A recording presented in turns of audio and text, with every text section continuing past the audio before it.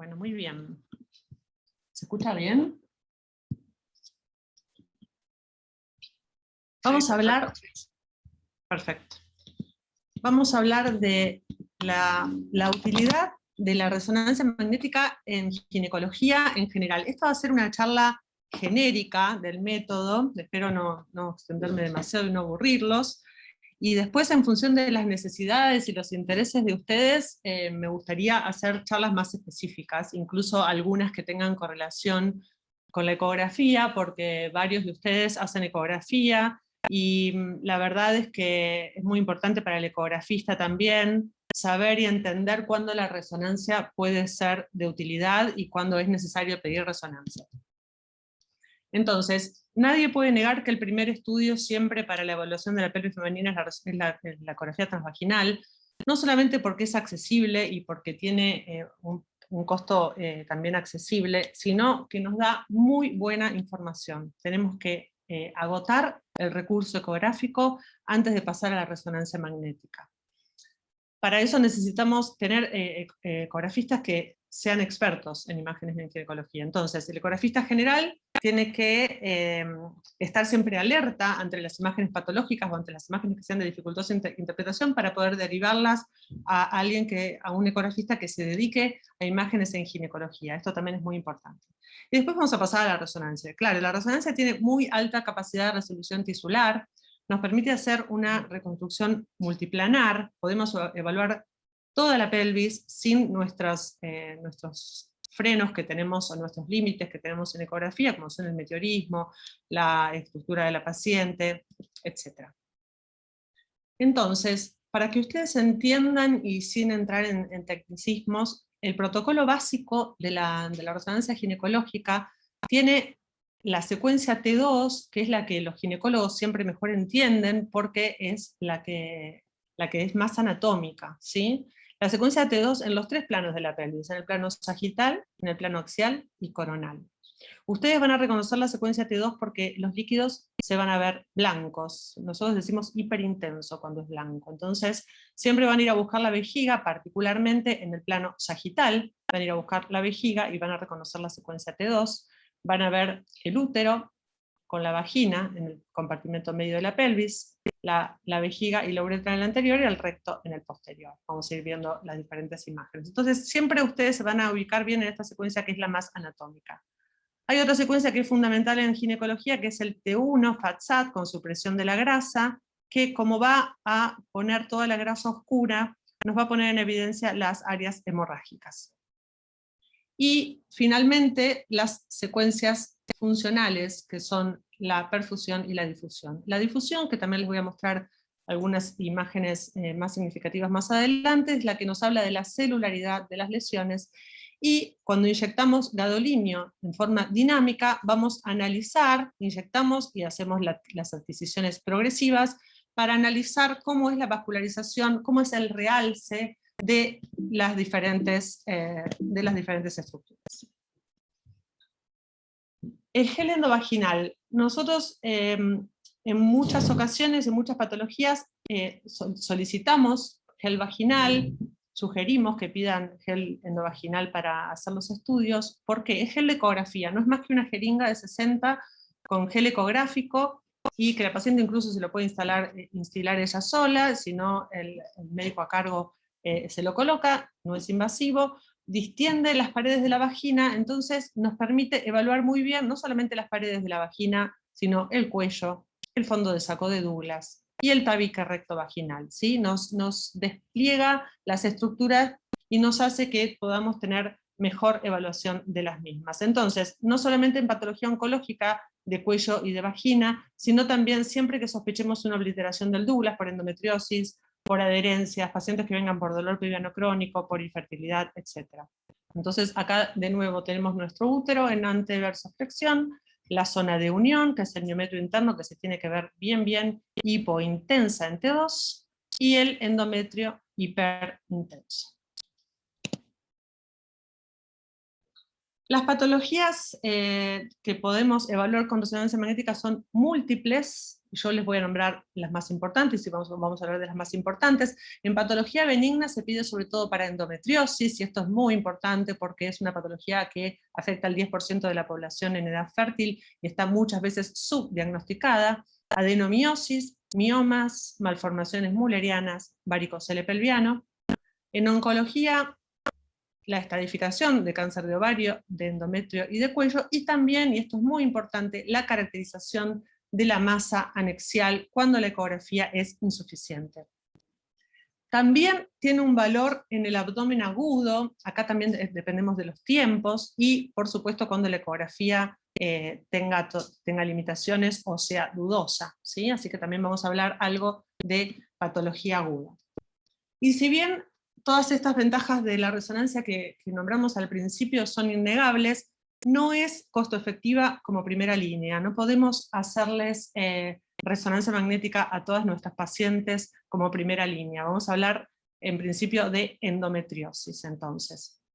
La resonancia va a ser una segunda línea en pacientes que tengan signos ecográficos dudosos y como prequirúrgico para una adecuada estadificación. El informe siempre tiene que estar basado en ambos métodos. ¿Por qué? Porque la ecografía va a tener un dinamismo que la resonancia no tiene. Después, si ustedes quieren, podemos hacer una charla de endometriosis en ecografía también, porque realmente es muy útil para el ecografista general ir a valorar el fondo de saco de Douglas y hacer un deslizamiento entre el útero y el recto y valorar el compromiso del fondo de saco de Douglas. Entonces, la resonancia siempre en segunda instancia cuando haya signos ecográficos dudosos. En endometriosis ovárica, ustedes saben que el endometrioma es muy típico y muy característico cómo se ve, pero cuando tengamos que caracterizar la masa anexial, cuando tengamos que ver la pared del endometrioma porque tengamos coágulos o alguna alteración en la ecografía que nos dé dudas, vamos a hacer resonancia también para valorar el endometrioma, y clásicamente, más allá de su aspecto en T2, que puede ser muy diferente de acuerdo a la metabolización de la metahemoglobina, característicamente se ven así, bien hiperintensos, blancos en la secuencia con supresión grasa. Cuando inyectamos gadolinio es muy importante la secuencia de sustracción que nos resta todo ese contenido hiperintenso que tiene para hacer una adecuada valoración de sus paredes. Como vemos acá, son bien finas. El gran valor de la resonancia en endometriosis es valorar la endometriosis profunda o subperitoneal y la resonancia peritoneal. Entonces, la endometriosis que infiltra por debajo del peritoneo. Ustedes saben que la endometriosis, sobre todo, además de en los ovarios y en las trompas, va a afectar el fondo subperitoneal posterior, el espacio subperitoneal posterior, la región retrocervical, los ligamentos uterosacros, la pared del recto, el fondo de saco vaginal y, menos probablemente, el tabique rectovaginal, que es lo que dijimos que vamos a desplegar con nuestro gel vaginal.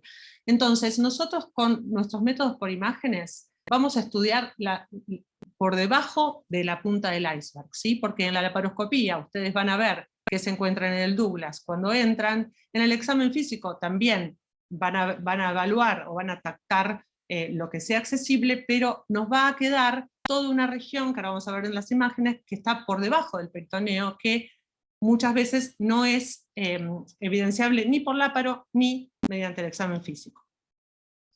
Entonces, la endometriosis profunda tiene signos indirectos, el útero va a estar en retroversoflexión, voy a tener ese deslizamiento, ese sliding negativo en la ecografía, pero los signos directos de la endometriosis profunda no es ni más ni menos que la fibrosis. Entonces voy a ver un tejido que es hipoecogénico en ecografía, como veo acá, que la muscular del recto se interrumpe por este nódulo endometriósico, e hipointenso en T2 en la resonancia, como veo acá, ¿sí? Se pueden formar placas, nódulos o áreas de engrosamiento focal. En este caso tengo un gran nódulo, tengo el útero, la vagina con gel, y este gran nódulo retrocervical que infiltra el fondo del saco vaginal posterior y el recto, haciendo la cresta del indio, ¿sí? Que es la morfología más habitual con la cual infiltra el recto. Entonces, acá veo otros ejemplos: foco fibroso, retrouterino en esta secuencia T2, infiltrando el intestino. Cuando inyecto gadolinio va a tener un realce tenue y progresivo, que es como realza la fibrosis. Fíjense en este otro caso cómo está completamente involucrado el fondo del saco vaginal posterior el recto y se está extendiendo hacia el tabique recto vaginal. No es lo más habitual, en general está más afectado el Douglas que el tabique recto vaginal. Nosotros los radiólogos tenemos que hacer todas las medidas de ese nódulo, evaluar qué distancia tiene al orificio anal y dar todos los datos para el manejo en el caso de que sea quirúrgico o tanto médico como quirúrgico. Fíjense en este caso como acá en este plano axial tengo el cuello uterino, todo ese tejido retrocervical, que no solamente está infiltrando el recto, sino que se extiende por el ligamento útero-sacro derecho hacia la pared pelviana. Ese foco fibroso puede tener áreas quísticas, como en este caso, y también hemorrágicas. Es muy importante que entendamos la anatomía zonal del útero. Entonces, el endometrio se va a ver blanco en T2, hiperintenso. El miometrio interno, que es esta zona bien homogénea en este caso, acuérdense que este es un útero normal para después cuando veamos adenomiosis, tiene que medir menos de 8 milímetros normalmente, y el miometrio externo que tiene una señal más intermedia. Esto se va a continuar en el cuello, endocervix, miocervix interno y miocervix externo. En este caso no hay gel endovaginal, fíjense que también podemos ver las paredes vaginales, pero con gel las vamos a distender. En cuanto a los miomas, de nuevo, la resonancia es el método más preciso, pero siempre va a ir después del ultrasonido. Ustedes saben la alta frecuencia de miomas, por lo cual no todas las miomatosis claramente las vamos a estudiar con resonancia magnética. Pero ¿cuándo vamos a hacer resonancia magnética después de la ecografía? En esas miomatosis múltiples, con esos úteros aumentados de tamaño, donde en ecografía se dificulta mucho medir cada mioma, y tamaños y ubicaciones. Miomas versus adenomiosis, que si bien tenemos signos claros en ecografía, muchas veces no es tan sencillo de definir. Miomas y adenomiosis, que como sabemos muchísimas veces coexisten. Mioma subseroso versus lesión anexial. Miomas que tengan alguna característica atípica, que tengan una hipervascularización, que hayan aumentado rápidamente de tamaño en un corto lapso de tiempo, que tenga áreas quístico-necróticas, o también como prequirúrgico y preembolización. ¿Qué pasa? La resonancia nos va a dar realmente un mapa, le va a dar al ginecólogo un mapeo de la ubicación de cada mioma y por dónde tiene que acceder para la cirugía. Estos son casos complejos, ustedes imagínense hacer ecografía a estos úteros enormes, con múltiples miomas, con diferentes características. Este, por ejemplo, fúndico, tiene áreas quístico-necróticas, múltiples miomas intramurales en este caso. En el caso de la imagen del medio vemos un útero que está completamente reemplazado por múltiples miomas, prácticamente no se ve miometrio sano. Y en este caso vean cómo son múltiples, no de gran tamaño, pero tienen algunos con compromiso submucoso, intramural, subseroso e incluso un mioma nascens, aquí que está protruyendo hacia la vagina. Entonces, acá nosotros de nuevo tenemos que dar datos sobre ubicación, sobre componente submucoso, porcentaje de componente submucoso y subseroso, y tamaños, por supuesto, e intramural. Así es como se ve un mioma típico, de nuevo, los tres planos T2, una formación redondeada, contornos netos, esto es muy importante para diferenciarlo de la adenomiosis, fíjense cómo la zona de unión está totalmente conservada, no hay adenomiosis en este caso, y en este caso para el ginecólogo es muy importante saber que el componente submucoso es menor al 50% del volumen del mioma, por lo cual la extracción por histeroscopía va a ser compleja. Aquí tenemos también.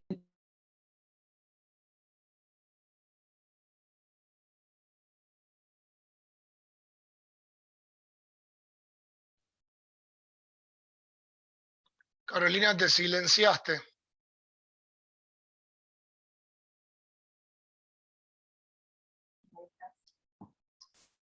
Ahora sí.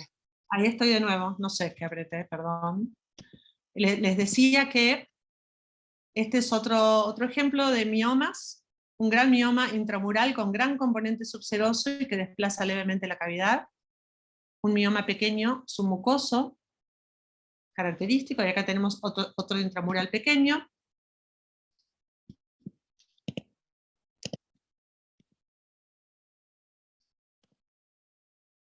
Aquí tenemos en este caso miomas ideales para la histeroscopía, múltiples miomas menores a 2 centímetros, tipo 0, completamente submucosos. Vean cómo ninguno tiene componente intramural. Son múltiples, son perfectos para histeroscopía.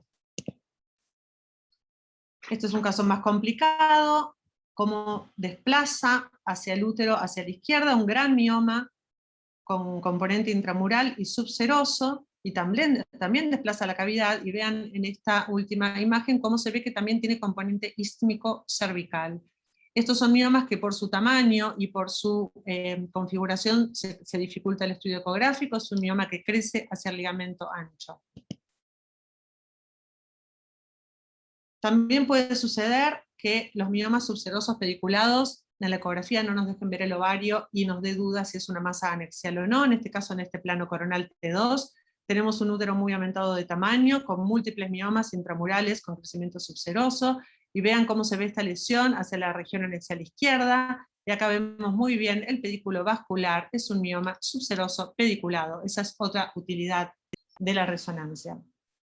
Y además, un tema que no es menor, en resonancia podemos valorar la celularidad de los miomas. El objetivo es disminuir las chances de no diagnosticar prequirúrgicamente un sarcoma, y si bien el sarcoma por supuesto que tiene, en estos casos de tumores de límites bien definidos, tiene una incidencia baja, existen también los STAMPs y tumores que son border entre los sarcomas y los miomas. Existen miomas bizarros, hipercelulares, etc. Así que también es importante conocer la celularidad del mioma antes de una cirugía, sobre todo para evitar la morcelación cuando el radiólogo dice que es una masa hipercelular, ¿sí? Entonces, para la ecografía transvaginal, la performance en este sentido, por supuesto, es limitada. Vamos a ver un tumor muy vascularizado en general y heterogéneo, pero en resonancia lo que tenemos que saber es que pueden tener superposición de hallazgos, sarcomas y miomas, por supuesto, salvo que el sarcoma haya superado, tenga límites mal definidos, ¿sí? O sea que nosotros vamos a poder hablar de una masa miometrial de aspecto hipercelular. Para eso es muy importante la secuencia de difusión, que es una secuencia que anatómicamente ustedes no van a entender, van a decir, uy, qué mala que es esta imagen, y no, seguramente cuando vean eso es porque estamos ante una secuencia de difusión. ¿Qué es lo importante de esta secuencia? Que nos da datos sobre la movilidad de las moléculas de agua. Entonces, como en tejidos celulares, la movilidad de las moléculas de agua está restringida, nosotros decimos que hay restricción en difusión cuando valoramos o cuando hablamos de estas lesiones hipercelulares, ¿sí? Siempre hay que valorar la difusión en contexto con las secuencias morfológicas, porque hay situaciones en las cuales puede haber alto contenido proteico, por ejemplo en abscesos, en endometriomas, etc., y existir restricción en difusión, pero no tener absolutamente ninguna implicancia. Así que nunca podemos valorarla en forma aislada. ¿Cuáles son los miomas que nos van a llamar la atención? Los que tengan esta señal en T2. Tienen señal intermedia en T2, ¿sí? No tenemos esa señal típica hipointensa que veíamos antes. Si bien hay varios tipos de degeneraciones que pueden sufrir los miomas, nos tiene que llamar la atención esta señal intermedia en T2. Y restricción en difusión, no voy a explicar la parte técnica porque me llevaría mucho tiempo, pero en valores de B altos vamos a ver que se ve blanco, y en el ADC este valor va a caer, ¿sí? Entonces vamos a decir que tiene restricción en difusión, que tenemos signos de que esa es una masa hipercelular. Por supuesto que vamos a tener otros signos en cuanto a si progresó su tamaño rápidamente, los límites de la lesión, si tiene áreas de necrosis, etc. Pero toda esta combinación de estas características nos va a permitir definir si estamos ante un mioma atípico y con signos de hipercelularidad. Acá les muestro un ejemplo de un mioma que, miren, acá vemos el útero aumentado de tamaño, extensas de este gran mioma, muy heterogéneo, con áreas bien hiperintensas en T2, y tiene un realce progresivo con gadolinio, pero no tiene restricción en difusión. Esto es típico de los miomas mixoides, y nosotros al mirar la difusión podemos decir al ginecólogo, quédate tranquilo, por más que sea un mioma muy heterogéneo, no tiene signos de hipercelularidad. Así que imagínense en este contexto la importancia de esta resonancia. Contrariamente, acá tenemos una masa posterior, intramural con crecimiento subseroso, también está deformando al endometrio. Vean esa señal intermedia de la cual yo les hablaba, plano sagital y plano coronal. Tiene realce intenso, más precoz y más intensa que el miometrio cuando inyecto gadolinio en forma dinámica, y tiene restricción en difusión con caída en su valor de ADC. Yo acá la información que doy es, esta es una masa uterina con signos de hipercelularidad. Después, si viene el patólogo y dice, era solamente un mioma hipercelular, está bien, pero el ginecólogo tiene que saber que va a operar un mioma que no es típico.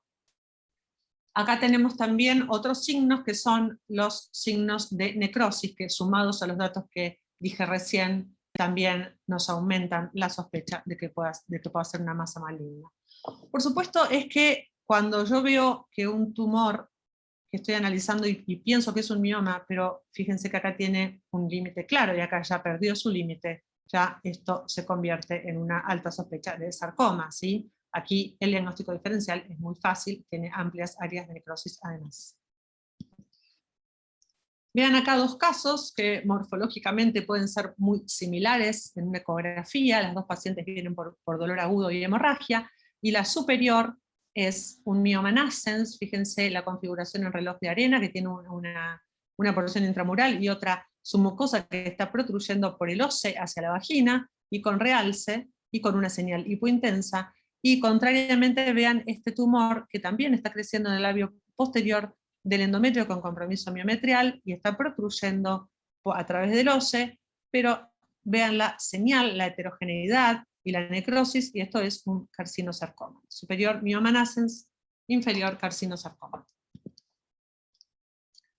En el contexto del sangrado uterino anormal, cuando de nuevo tenemos estos úteros con múltiples miomas, y la paciente está con sangrado, vean este caso en estos sagitales T2, como vemos por ejemplo este mioma posterior, que tiene crecimiento submucoso de aproximadamente un 50%, no hay adenomiosis, el endometrio es fino, los otros miomas también están deformando la cavidad, son miomas vascularizados. Esta es la secuencia con gadolinio, perdón, no les conté al principio que el contraste que nosotros usamos para la resonancia magnética se llama gadolinio, no todos los ginecólogos tienen por qué saberlo. Y bueno, y cuando nosotros analizamos la resonancia, en ecografía, en estos tipos de úteros puede ser muy difícil valorar el endometrio, y vean cómo acá vemos un pólipo endometrial fúndico que puede pasar desapercibido en una ecografía con este útero tan dificultoso, que por supuesto acá tenemos que complementar por vía suprapúbica, porque no vamos a llegar a valorar el fondo del útero solamente por vía transvaginal. Eso también es muy importante, ¿sí? Hay algo más que no les dije al principio sobre la preparación de la paciente para la resonancia, que es importante, que es la vejiga. La vejiga no tiene que estar ni sobredistendida porque la paciente está muy incómoda, el estudio sale movido, ni tampoco vacía, porque en el caso de estadificación oncológica o de endometriosis o de adherencias no vamos a poder hacer una adecuada valoración de la pared vesical. Así que lo ideal es que la paciente tenga una represión moderada de su vejiga. Y otra indicación es que la paciente tiene que tener 4 horas de ayuno, y inyectamos buscapina también antes del estudio para disminuir los movimientos y las contracciones miometriales. Bueno, vamos a hablar de adenomiosis.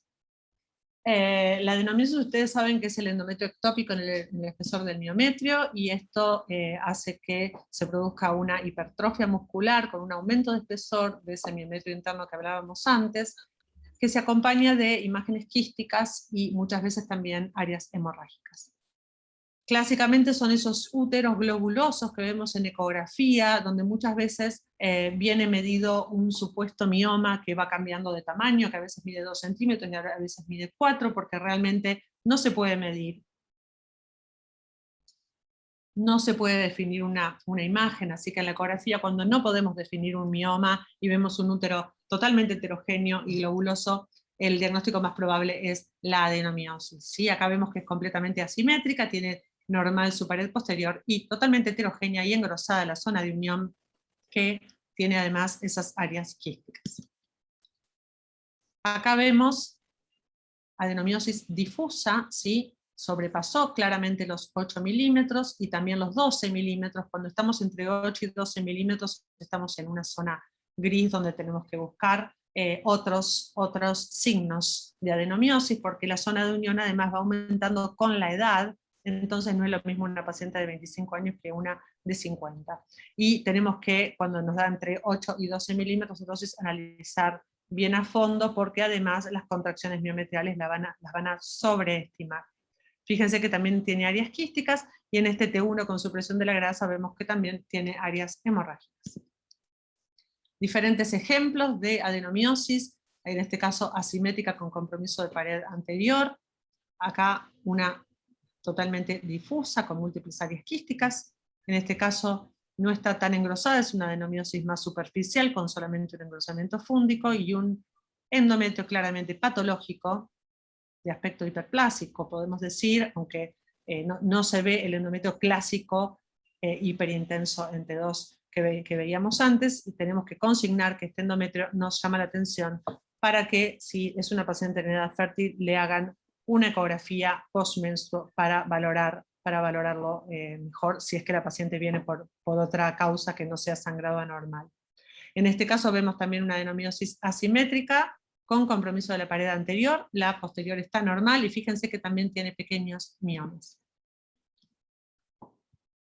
Aquí vemos ejemplos de pólipos adenomióticos, vean cómo esa heterogeneidad subendometrial protruye hacia la cavidad con componente submucoso, en este caso también adenomiosis que protruye hacia la cavidad endometrial.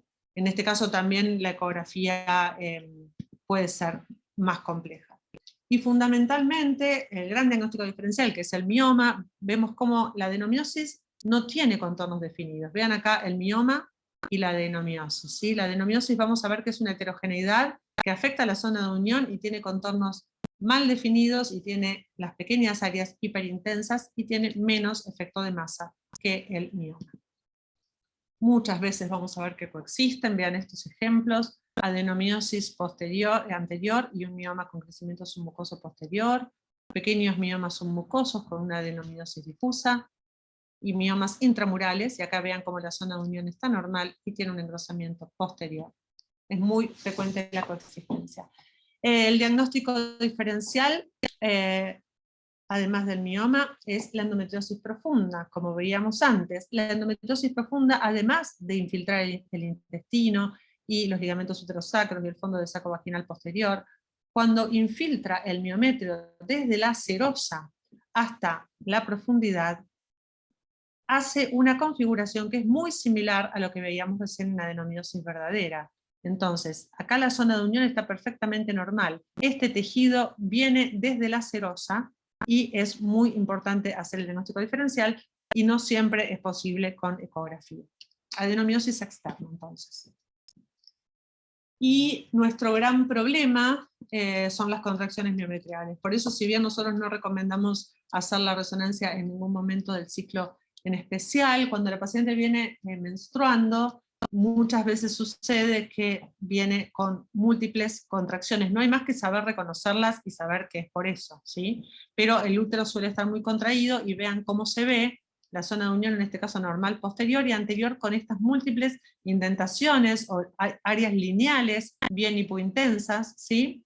Son características, y tenemos que saber que esto nos va a sobreestimar la zona de unión y que no es una verdadera adenomiosis. Es muy importante entonces saber diagnosticar esto para no sobreestimar y diagnosticar la adenomiosis.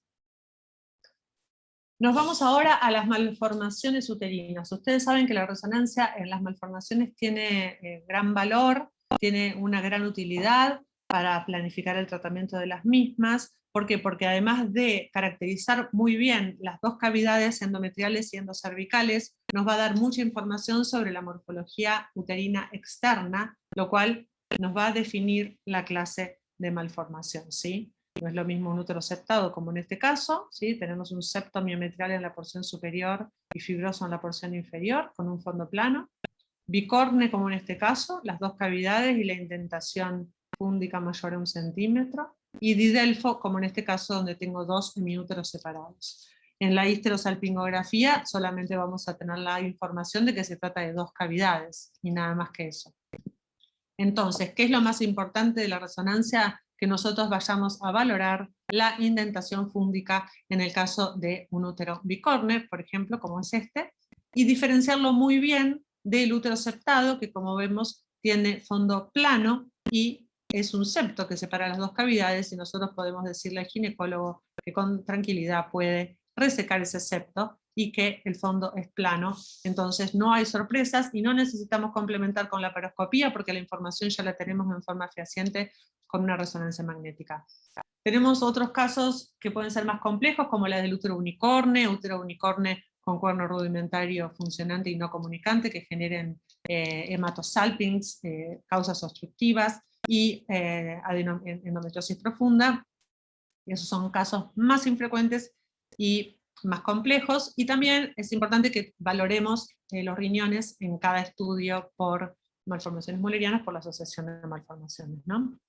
Y bueno, les voy a contar ahora algunas otras utilidades que tiene la resonancia, que son bastante más específicas, pero que cada vez se piden más. Por ejemplo, el ismocele, que puede ser causa de sangrado uterino normal y de dolores, y también hay bibliografía en relación a la fertilidad, y hay evidencia en relación a la fertilidad, como resecando el nicho puede mejorar la tasa de fertilidad. Entonces, a nosotros nos piden muchas veces que demos data sobre cuáles son las características de ese defecto de cicatriz, ¿sí? Entonces, son muy frecuentes los defectos de cicatriz de cesárea, extremadamente frecuentes, tenemos que focalizar en cada paciente y ver en qué caso puede llegar a tener alguna implicancia, ¿sí? Pero cuando estamos estudiando los diagnósticos que acabo de nombrar, es muy importante que midamos el espesor que tiene ese nicho, ese defecto de cicatriz, el espesor que tiene el miometrio cicatrizal a ese nivel. ¿Por qué? Porque si es menor de 2 milímetros hay que también entrar por la paroscopía para resolverlo, no se puede sencillamente por histeroscopía ir a aplanar y a mejorar ese defecto, y también el espesor del miometrio proximal.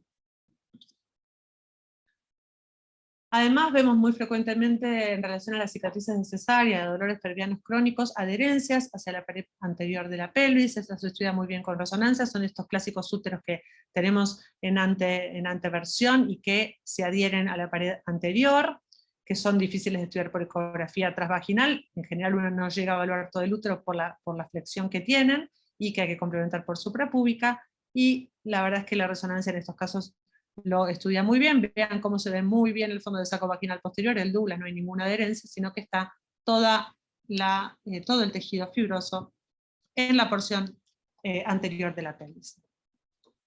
En cuanto a las masas anexiales, son nuestro gran desafío diagnóstico como radiólogos, porque si bien es una de las principales causas de cirugía ginecológica, sabemos que las masas benignas superan ampliamente a las malignas, y nosotros tenemos que determinar cuál es el grado de sospecha de malignidad para el manejo, tanto expectante como quirúrgico, y si fuera quirúrgico, si tiene que operarlo un experto en oncogineco, o si puede operarlo un médico que haga patología benigna. Entonces es fundamental categorizar la masa anexial. La ecografía transvaginal, de nuevo, primer método, mucha información, la gran mayoría de las lesiones se van a diagnosticar con ecografía, pero cuando la ecografía sea insuficiente, la resonancia magnética. ¿Por qué? Porque nos va a definir muy bien cuáles son áreas quísticas, áreas de fibrosis, tejido adiposo, contenido sebáceo, áreas celulares, vegetaciones hemorrágicas y áreas hemorrágicas, con todas las secuencias que dijimos recién, morfológicas y secuencias funcionales, tanto de perfusión como de difusión, y nos permite también la reconstrucción multiplana. Más allá de sus características ecográficas, los tumores cuando son de gran tamaño necesitamos una valoración por resonancia magnética cuando superan los 10 centímetros, porque la ecografía puede no ser fehaciente en estos casos, ¿sí? Entonces, miren por ejemplo este caso de un tumor borderline mucinoso que ocupa la cavidad abdominopelviana, tiene irregularidades parietales, múltiples lóculos, que realmente son difíciles de analizar en ecografía. En este caso se trató de un tumor borderline de bajo potencial, que ya con esa irregularidad de septos, sin un tejido sólido definido, nosotros alertamos que no impresiona ser solamente un cistoadenoma. Vean en este caso una imagen muy compleja por ecografía, áreas quísticas, áreas hipoecogénicas, áreas ecogénicas, septos, que cuando hacemos la resonancia, simplemente con esta secuencia T2 podemos demostrar que la parte sólida es bien hipointensa, o sea, es fibrosa, ¿sí? Y esas áreas ecogénicas que se veían son también áreas fibrosas, y los septos son finos. Esto es un cistoadenofibroma, una lesión completamente benigna. Los teratomas, que ecográficamente ustedes saben que se pueden diagnosticar con mucha sensibilidad y especificidad cuando son pequeños. Cuando son de gran tamaño son más dificultosos aún de examinar exhaustivamente. Saben que también muchas veces pasa que como por la propia ecogenicidad del tejido, se mezcla con el tejido adiposo circundante, y en muchas ocasiones también hace difícil su medición inclusive y su control. En este caso vemos un típico teratoma heterogéneo, hiperintenso en T2, hiperintenso en T1, cuya señal cae en la supresión de grasa. Acá se pone oscuro, se pone negro, esto a nosotros nos pone el sello y nos da el diagnóstico de teratoma con un pequeño nódulo de Rokitansky que realza cuando inyectamos gadolina.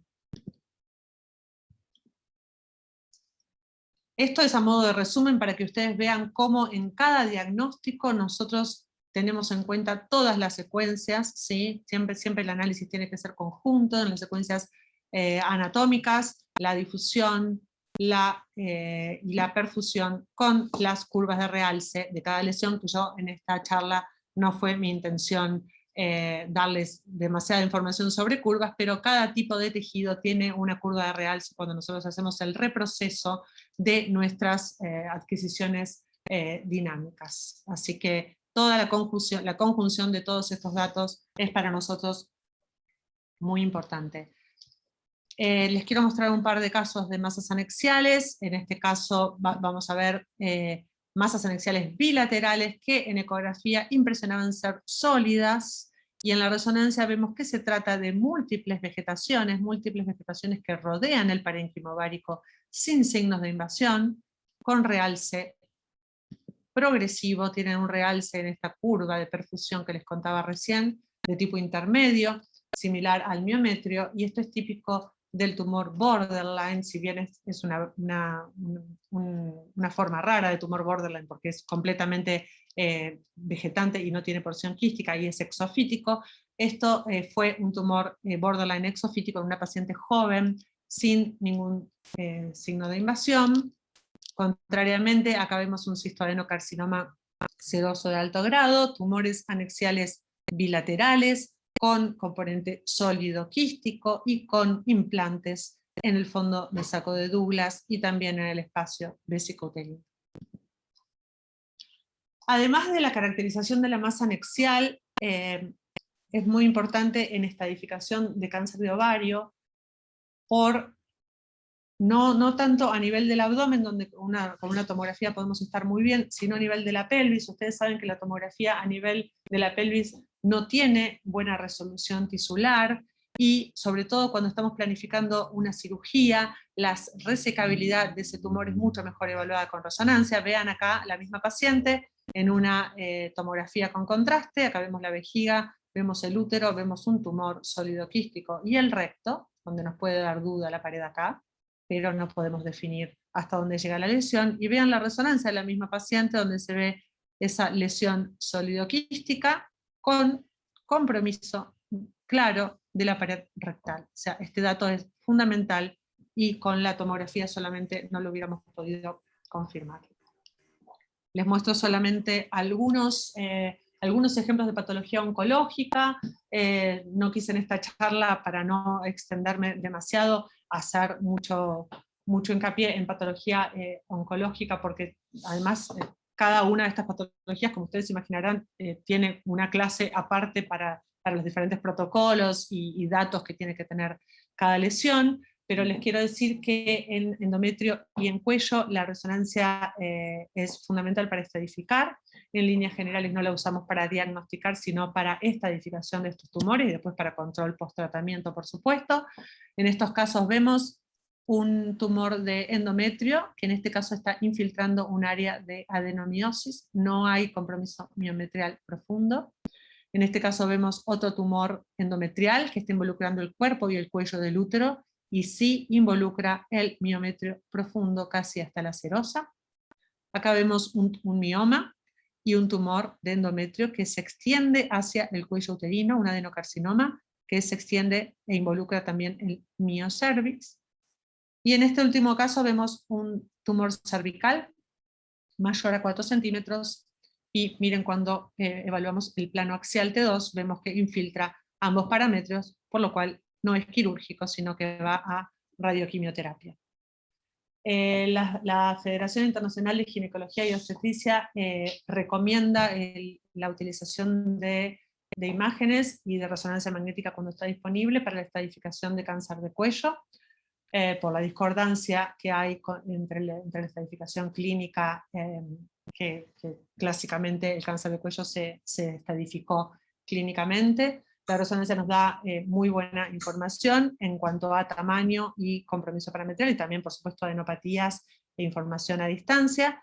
Vean este caso donde tenemos un útero en retroverso flexión, con un tumor bien endofítico, que al ginecólogo le impresionaba que era un tumor de pequeño tamaño, pero vean cómo se extiende superiormente, por lo cual mide aproximadamente 6 centímetros, y el ginecólogo solamente podía tactar una porción de este tumor, porque además los parámetros están conservados. Fíjense cómo el miocervix externo está perfectamente conservado, así que no hay compromiso parametrial.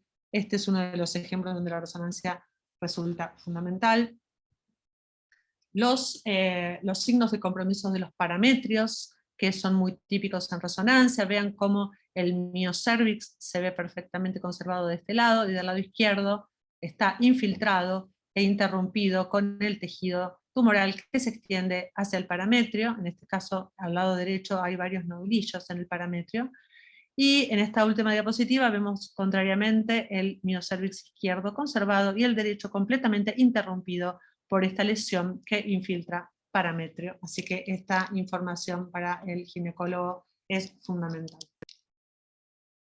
Para terminar, les quiero hablar sobre patología aguda. Sabemos que también tenemos en estas instancias la limitación muchas veces del resonador, que no es como el tomógrafo, que podemos intercalar a alguna paciente, sino que en general nos pasa muchas veces a todos que están los turnos dados, cómo hacemos si tenemos una urgencia para intercalar, pero muchas veces esto es fundamental y define.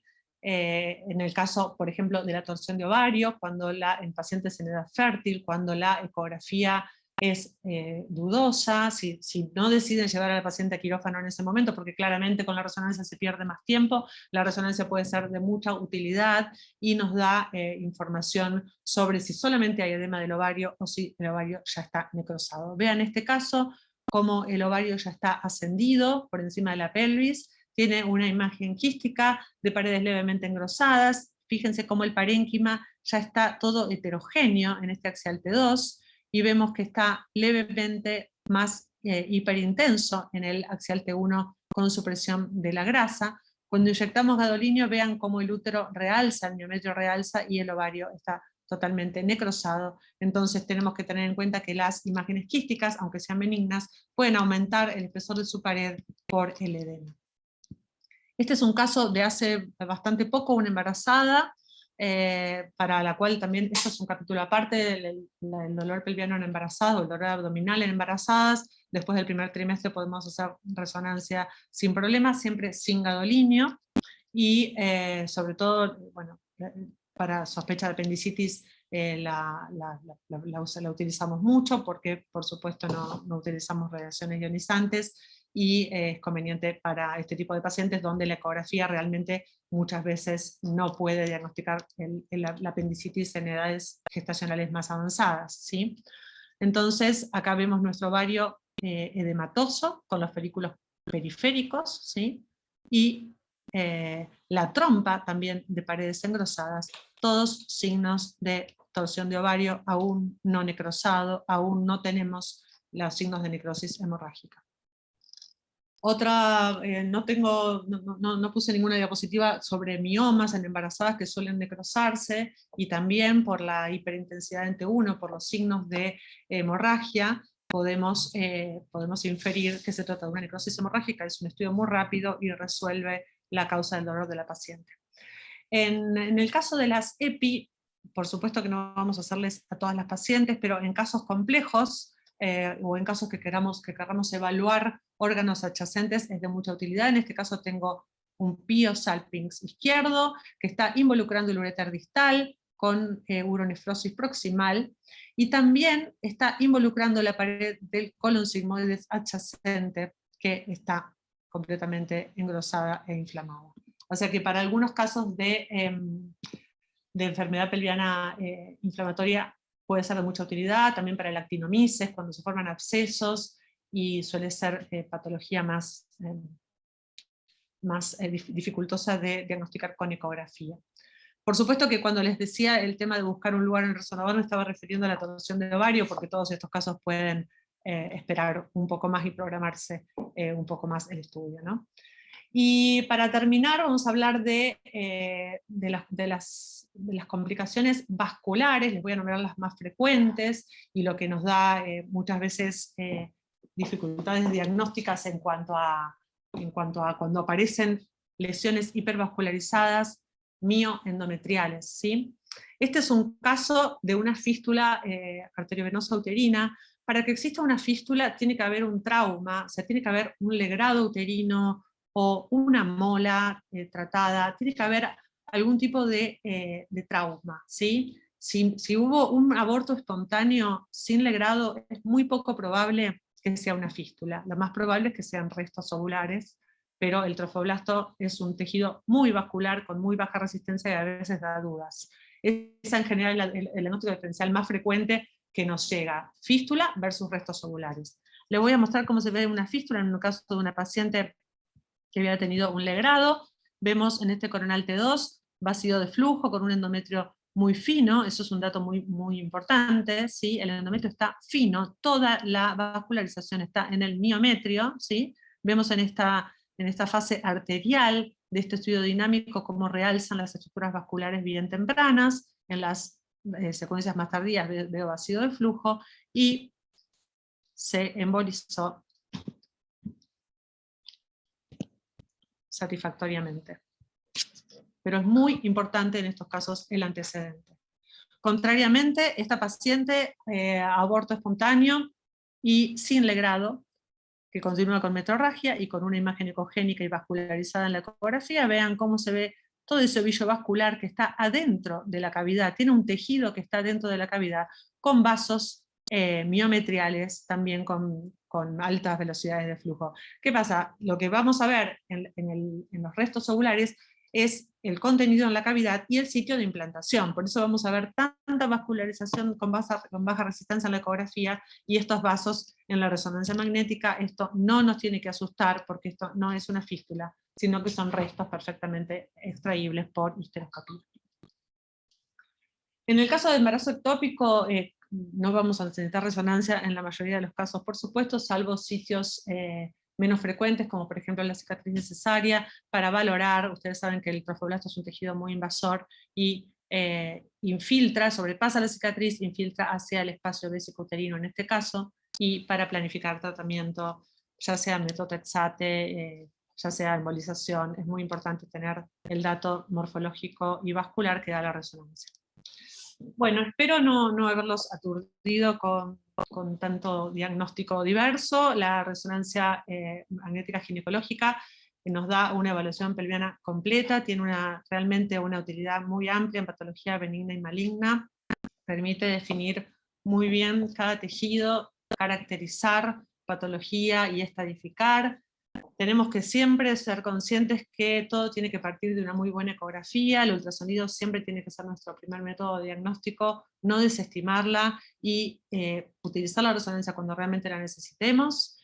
Para eso necesitamos un trabajo conjunto, primero entre nosotros mismos, también los radiólogos, el que hace la ecografía y el que hace la resonancia, y siempre, por supuesto, una comunicación plena y todo el tiempo ginecólogo-radiólogo. Nosotros no podemos informar estudios sin conocer la clínica, así que es un trabajo interdisciplinario para poder planificar los tratamientos para nuestros pacientes. Bueno, muchas gracias. Muy buena la charla, Caro. No sé si alguien de la... Espera que voy a hacer. No sé si alguien tiene alguna pregunta para hacer. La verdad que muy buena la información. En todos los casos de miomatosis uterina que uno planifica una histerectomía, ¿conviene hacer la resonancia para ver la celularidad? Sí, la verdad es que sí. Si uno la tiene accesible, tiene que pedirla porque te va a dar información sobre, por ejemplo, morcelar en bolsa, o tomar decisiones en cuanto a la información tisular que podamos darte. Sí. Bueno, bueno. Gracias por la pregunta.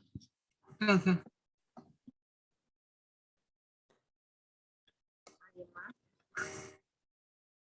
Y otra pregunta.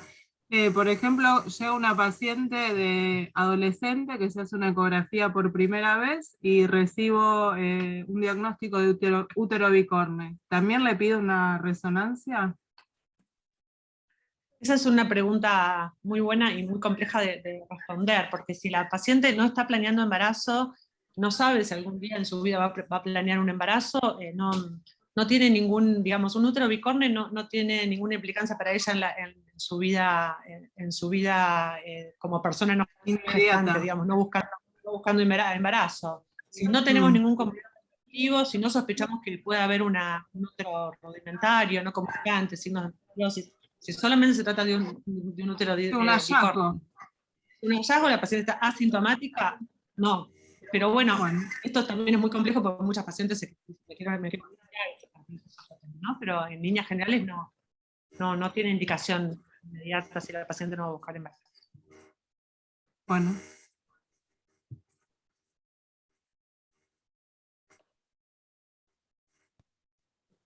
¿Alguna otra pregunta o comentario?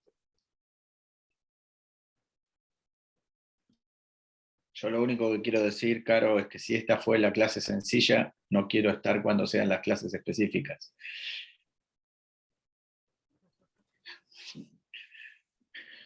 Los maté, ¿no?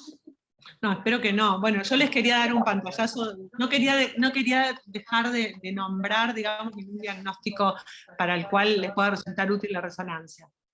Esa era mi intención de hoy, pero bueno, espero no haberlos mareado. No era mi Fue intención. endometriosis, yo me perdí. Endometriosis escuché. No, por las dudas no, Caro, fue muy bueno, me parece muy claro.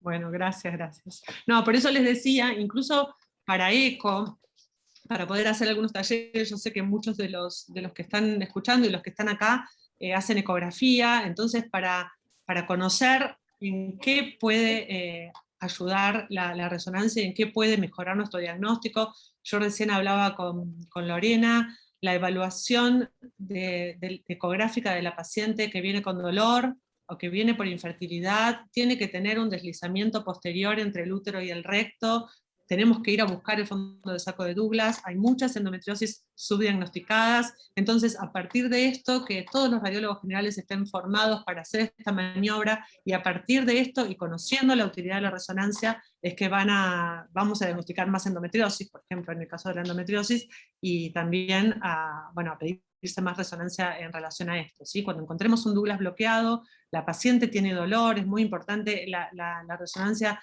la ecografía dirigida al sitio donde la paciente tiene dolor. Así que también hacer la interacción entre los ecografistas y los médicos que informan resonancia. Claro, hay una pregunta, y siempre se usa la clasificación FIGO para clasificar a los miomas informes. Mira, habitualmente lo más importante para el ginecólogo es que vos le digas qué componente submucoso tiene. Si tiene más de un 50% o menos de un 50%, porque en función de eso va a planificar si lo puede sacar más allá del tamaño, si lo puede sacar por histeroscopía o no. Entonces, lo más importante es si es 0, 1 o 2. Todas las demás, yo no sé, perdón por los ginecólogos que están acá, pero muchos con los que yo trabajo ni conocen los otros números, digamos, así que por eso no los pongo en el informe. Me limito a poner si es 0, 1 o 2, y después los demás son descriptivos. Y también es muy importante decirles si compromete el istmo, si compromete el cervix, si impresiona extenderse hacia el ligamento ancho, porque eso también puede dificultar la cirugía, ¿no?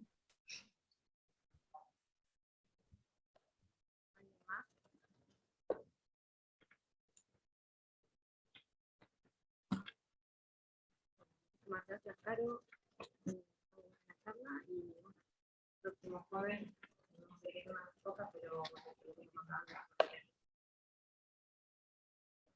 Bueno, muchas gracias a todos por escucharme. Si les interesa, más adelante podemos hacer algunos talleres, notación de casos o cuestiones más específicas sobre alguna patología.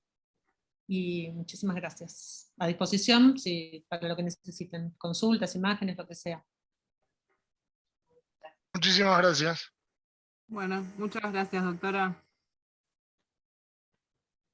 Adiós. Chau, Caro. Chao, hasta luego. Chau a todos. Chao, hasta luego.